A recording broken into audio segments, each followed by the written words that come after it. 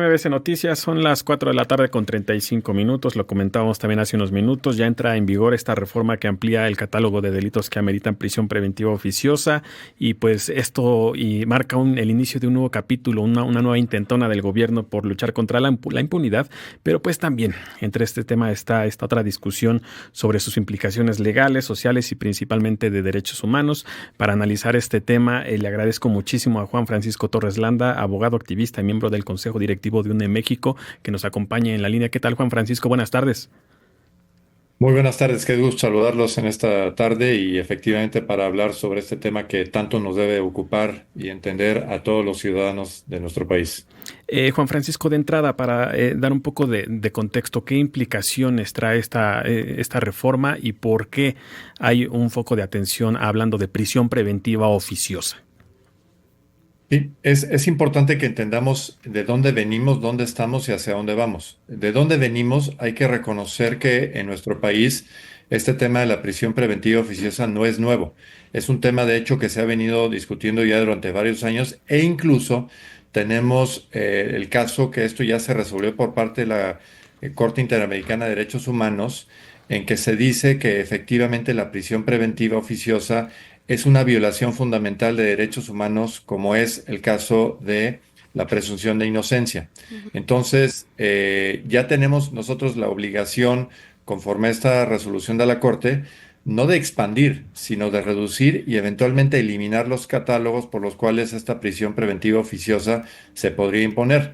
Pero yendo contra esa tendencia, contra esa, digamos, determinación de un órgano supranacional como la Corte Interamericana de Derechos Humanos, resulta que en nuestro país no, vamos a la inversa. En vez de reducir o eliminar el catálogo, ahora se ha decidido ampliarlo y se amplía en una forma peligrosa porque ahora el catálogo abarca muchísimos otros, decimos los abogados, conductas típicas, es decir, conductas que están determinadas como presuntivamente generando un delito que es sancionable penalmente, pero al ser incluidos en este artículo 19, lo que provocan es que en vez de que una persona que es acusada, que es judicializada una carpeta de investigación para que sea determinado si esa persona es responsable o no, ahora resulta que esa persona va a tener que purgar la prisión, es decir, va a tener que estar sujeta a prisión en lo que el caso se decide.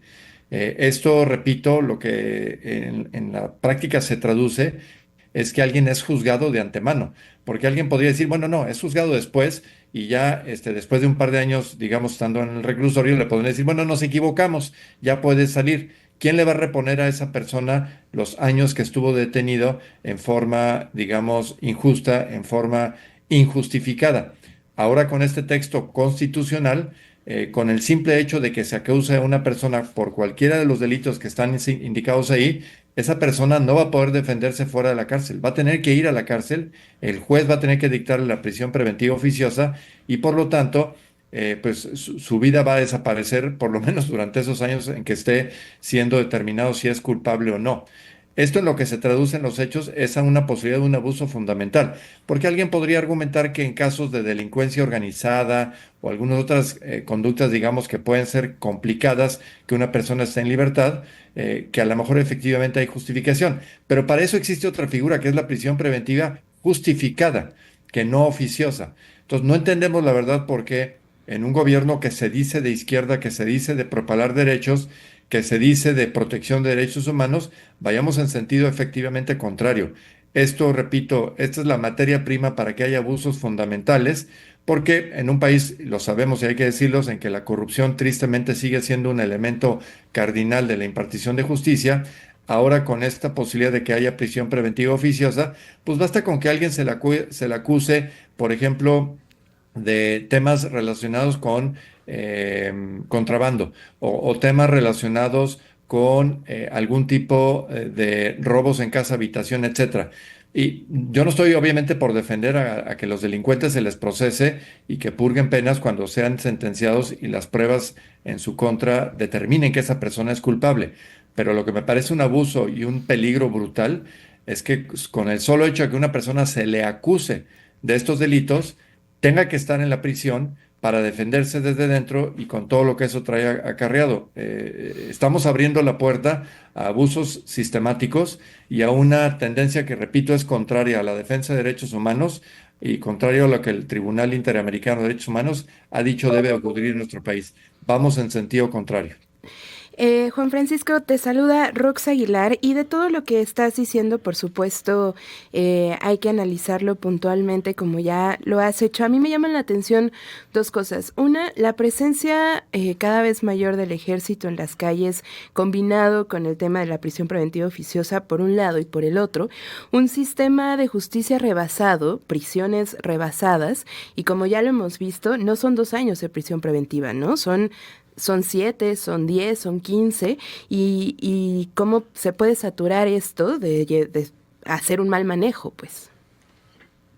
Sí, es que, fíjate, lo que avanzamos en 2008 con el sistema penal acusatorio, que era una apuesta de decir, oye, vamos a dar garantías, vamos a propalar los derechos humanos, vamos a asegurar que las personas tengan mayor certidumbre de qué pasa cuando se ven involucrados en una carpeta de investigación, en una investigación como esta, pero resulta que en vez de ir en esa misma dirección y apostar a profesionalizar las policías, apostar a profesionalizar y capacitar mejor a los fiscales, asegurar la mejor coordinación entre las fiscalías municipales, estatales y federales. No, le hemos apostado a militarizar la seguridad pública, le hemos apostado a eliminar elementos de fortaleza institucional como son el Fortaseg y el Subsemun, que eran programas federales que justamente habilitaban un mejor funcionamiento de las policías y de las fiscalías. Y ahora estamos con este tema de militarizar todo y de ampliar el catálogo para que ahora los delitos por los cuales una persona se va a ir a la cárcel, aunque no sea culpable, porque no lo es hasta que se obtenga una sentencia definitiva, pues el catálogo se amplía. Y mira, hay casos dramáticos como es ahora el artículo, como se reformó, dice, por ejemplo, que existe esta posibilidad de prisión preventiva oficiosa cuando hay cualquier actividad, por ejemplo, con falsos comprobantes fiscales, en los términos fijados por la ley.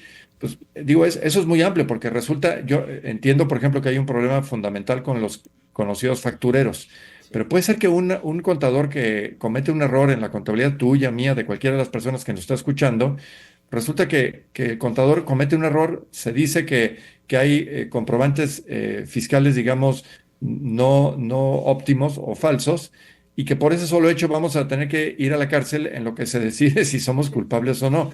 Esto no tiene ningún sentido. Esto en lo que de alguna manera empuja es que haya una mayor capacidad de corrupción porque cualquier persona que se ve involucrada en este tipo de situaciones, pues los van a corromper para ver si los dejan salir antes de que los consignen, porque saben que una vez que estén consignados, el juez va a tener que dictar prisión preventiva oficiosa. Esto no apunta a nada bueno. Y mira, déjame decirte, esto no es un efecto aislado. Hablemos de lo que está pasando. Se eliminaron las suspensiones generales en materia de amparo. Es decir, anteriormente a la reforma de hace unos meses, cuando un juez suspendía una ley, suspendía un decreto, suspendía algo porque consideraba que los efectos eran lesionantes para muchas personas, para la comunidad entera, para una población, para todo el país, ahora esa posibilidad ya se cerró. Ya los Ujú. jueces no pueden dictar suspensiones con carácter general. Tenemos obviamente en curso, ya lo sabemos, la destrucción en curso del Poder Judicial.